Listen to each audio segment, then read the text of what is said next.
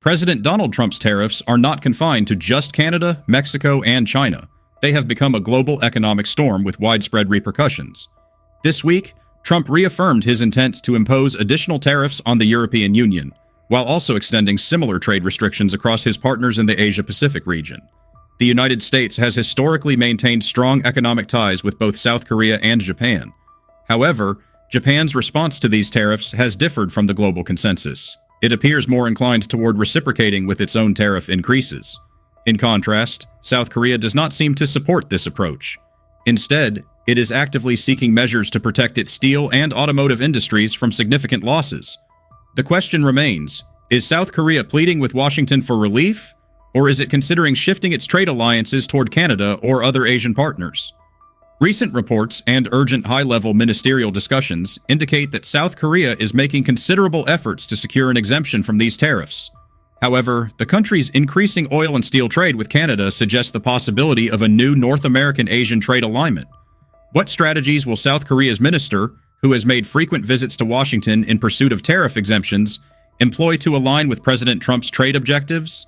Could Seoul, which is deepening its collaboration with Canada in the energy and metals sectors, be subtly signaling to the United States that it has alternative trade options?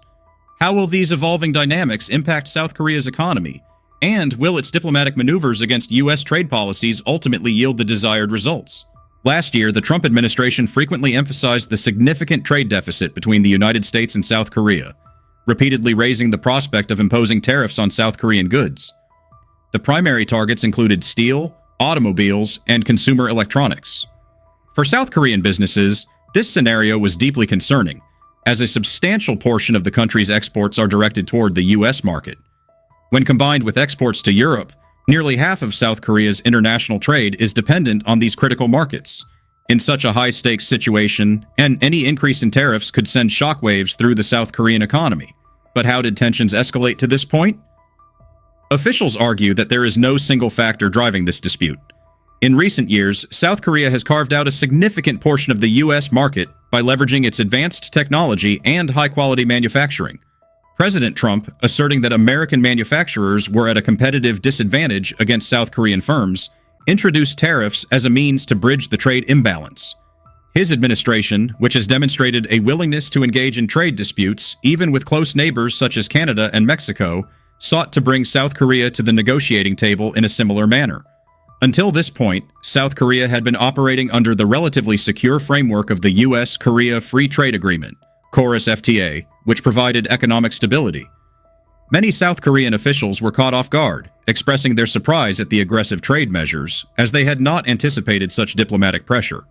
In response, several major South Korean corporations immediately took proactive steps within the steel and automotive sectors.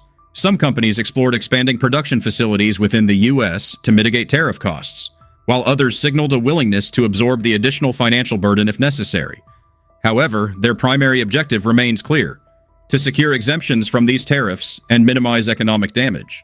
Given this context, it is hardly surprising that South Korea's trade minister traveled to Washington to engage in negotiations with the Trump administration. However, media coverage of these visits often portrays them with a narrative of desperation, raising the question, is South Korea truly begging for tariff relief, or is this characterization an exaggeration? The core issue at hand is straightforward. South Korea is determined to obtain exemptions from U.S. import tariffs on steel and aluminum. While the country has secured minor concessions in the past, it continues to push for further relief. This urgency stems from the fact that South Korea's leading steel manufacturers rely heavily on exports to the U.S. Rather than withdrawing from the American market, these industry giants are investing significant resources into lobbying efforts to maintain their foothold. Interestingly, South Korea's ongoing political turmoil has also influenced its corporate response. Some companies have argued that if government negotiations prove insufficient, they are prepared to engage in direct lobbying efforts themselves. The broader question, how much influence does the government wield amid political uncertainty, has prompted South Korea's most powerful business conglomerates to take an active role in securing trade protections. At this juncture, the role of Canada becomes increasingly relevant. South Korea has maintained long-standing diplomatic and economic relations with Canada, but recent trends indicate a stronger focus on energy and metals trade between the two nations. Canada's vast oil reserves present a viable alternative supply route for South Korea, while South Korean steel manufacturers could potentially leverage Canada as a gateway into the North American market. This raises an intriguing question. Is South Korea seeking to bypass U.S. trade restrictions by strengthening its economic ties with Canada? While diplomatic sources have yet to confirm such a strategic shift, the deepening cooperation between Canada and South Korea could signal a significant realignment in global trade relationships. Meanwhile, within the United States, opinions on this matter remain divided. A faction within the Trump administration argues that South Korea already benefits from U.S. military protection and should therefore offer greater concessions in trade negotiations. With American military forces stationed in the region, some voices in Washington insist that South Korea should adopt a more favorable stance in trade discussions. South Korea's steel industry produces more than it consumes, leading to surplus exports, some of which enter the U.S. market at prices perceived as nearly subsidized. This situation has put pressure on American steel manufacturers. Naturally, South Korea firmly denies these accusations, arguing that its competitive pricing stems from advanced technology and operational efficiency rather than any deliberate attempt to undercut competitors. So what is the South Korean minister seeking to accomplish in Washington? The primary objective is to engage in discussions with Lutnick, a key player in Trump's trade team, to advocate for a mutually beneficial agreement. The proposal is straightforward. If South Korea is granted tariff exemptions, it will, in turn, increase imports of American energy products, support U.S. agricultural exports, or establish joint ventures in the automotive sector. The essence of these negotiations is based on reciprocity. By demonstrating efforts to bolster the American economy, South Korea hopes to secure favorable trade terms. While the phrase begging for tariff relief might sound extreme, it is evident that these efforts constitute a form of diplomatic lobbying. The South Korean media is portraying this visit as a pivotal moment, emphasizing the country's limited leverage. A deterioration in relations with the U.S. would not only present economic challenges, but could also pose a serious security risk. Given the ongoing tensions with North Korea, South Korea has long depended on U.S. military support, making a complete severance of ties over trade disputes highly unlikely. Retaliatory measures against the U.S. are not a viable option either, as South Korea lacks the economic scale to impose reciprocal tariffs that would have a meaningful impact. In this scenario, diplomacy and strategic negotiations remain Seoul's most effective tools. The escalation of this trade dispute is also fueling political debates within South Korea. Opposition leaders argue that the government should explore new economic alliances to reduce dependency on the U.S., while officials in power maintain that distancing from Washington is not an option. Their stance is that a pragmatic approach through diplomatic channels will help weather this challenge. Meanwhile, frustration is mounting in the corporate sector, with many businesses urging swift resolution of the tariff issue. Some major companies have even voiced their skepticism about the government's ability to handle negotiations effectively, stating that they have initiated their own discussions with the U.S. administration through independent lobbying channels. This shift, where corporations take the lead in tariff negotiations, has become a prominent topic of discussion in South Korea. But what does the strengthening of oil and steel trade ties with Canada signify? Consider the context. South Korea has historically relied on Middle Eastern sources for crude oil and petroleum products. However, as the global energy market diversifies, alternative suppliers are becoming more attractive. Canada, which possesses some of the world's largest oil reserves after the U.S., presents a compelling option. By increasing oil imports from Canada, South Korea may be positioning itself to reduce its dependence on Middle Eastern suppliers, while also bolstering its leverage in trade negotiations with Washington. Similarly, Canada has its own reasons for expanding its trade partnerships. Despite its close economic ties with the U.S., Ottawa is seeking to mitigate its reliance on a single market by fostering stronger trade relations with nations like South Korea. The same logic applies to the steel industry. South Korean steel manufacturers might view Canada as a strategic entry point into the North American market.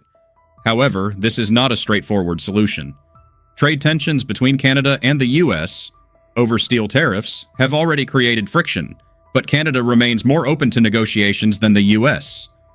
Unlike Washington, which has adopted an aggressive tariff policy, Canada has shown a greater commitment to upholding free trade principles. This has led South Korean producers to explore the possibility of gaining partial access to the U.S. market through Canada. While legal and bureaucratic obstacles exist, trade often finds creative solutions. The key question is, how will the U.S. react to this evolving trade dynamic? Washington is keeping a close eye on the increasing oil and steel trade between Canada and South Korea. Could Canada's deepening economic ties with South Korea be interpreted as a subtle challenge to U.S. trade policy? Some may argue that Canada is merely safeguarding its own national interests without any intent to provoke Washington. However, given the Trump administration's aggressive stance on trade, any shift in alliances could be perceived as an act of defiance. This complex trade landscape reflects a broader global trend of tariff conflicts. Under the banner of Making America Great Again, the Trump administration has reevaluated trade agreements with China, the European Union, Canada, and Mexico, imposing high tariffs to reinvigorate domestic manufacturing. However, these policies have triggered a chain reaction, disrupting global trade dynamics. Among the countries most impacted by these measures, South Korea finds itself in a particularly difficult position and may need to make significant concessions to secure exemptions. South Korea's growing economic engagement with Canada raises important questions. Should Seoul start looking for alternative markets as a contingency plan? This debate underscores the uncertainty surrounding the future of global trade relations. When analysts examine who stands to benefit from these disputes, the consensus is often that there are no true winners. Trade wars generally stifle competition, increase costs, burden consumers, and ultimately harm both sides. This is precisely why South Korea's pursuit of an exemption is seen as a crucial diplomatic maneuver to avoid a trade war that could severely impact its economy. If a last-minute agreement is reached, South Korean manufacturers will find relief, and the United States could benefit from expanded opportunities within the Korean market. However, if no compromise is achieved, South Korea risks facing substantial exclusion from the U.S. market, even if it attempts to establish alternative trade routes through Canada. Such an outcome would significantly destabilize the Korean economy, leading to rising unemployment and disrupting investment strategies. This situation is particularly concerning, given that major corporations like Samsung, a leading electronics manufacturer, and Hyundai, a powerhouse in the automotive sector, have a significant stake in the American market. Their future could be placed in jeopardy under these circumstances. Some analysts in South Korea are advising the government to offer more concessions while maintaining economic ties with the U.S., emphasizing that the American market is too critical to risk severing ties. They argue that distancing from the U.S. would be an economic catastrophe. From a political standpoint, South Korea has long dealt with the complexities of North Korea, sometimes favoring diplomatic engagement, at other times opting for sanctions or seeking stronger U.S. military support. Now, with trade tensions being added to an already challenging geopolitical situation, Seoul's administration is being pulled in multiple directions. A large portion of the population believes that South Korea's economic growth has been largely facilitated by its relationship with the United States, urging the government to preserve this partnership. At the same time, nationalist sentiments are surfacing, with some arguing that continually yielding to U.S. demands is demeaning. These internal social dynamics are further complicating decision-making for South Korean leaders. On the Canadian front, some observers view Ottawa's growing economic engagement with South Korea as a calculated but steady expansion of trade relations. With its abundant natural resources and strong manufacturing base, Canada has become an appealing partner for various Asian economies. In recent years, there has been a notable push for broader trade agreements, including the Canada-European Union Free Trade Agreement, CETA, and ongoing trade negotiations with Japan. Now, with South Korea entering the equation, the possibility of a more integrated and diverse trade network spanning North America and the Pacific Rim becomes increasingly conceivable. However, these ambitions face obstacles in the form of U.S. tariffs, which are limiting the scope of free trade initiatives. How should these developments be interpreted? Is the characterization of South Korea begging for tariff relief exaggerated, or is it a reasonable response given the current trade climate? Is the increase in oil and steel trade between South Korea and Canada a deliberate signal to the United States, or is it purely an economic strategy aimed at reducing risks? Given South Korea's reliance on foreign trade and the ongoing tensions with North Korea, does the government in Seoul have much flexibility in its decisions? The volatility of the global economy, coupled with the United States' increasingly rigid trade policies, has forced nations to seek new trade partners and adaptable strategies.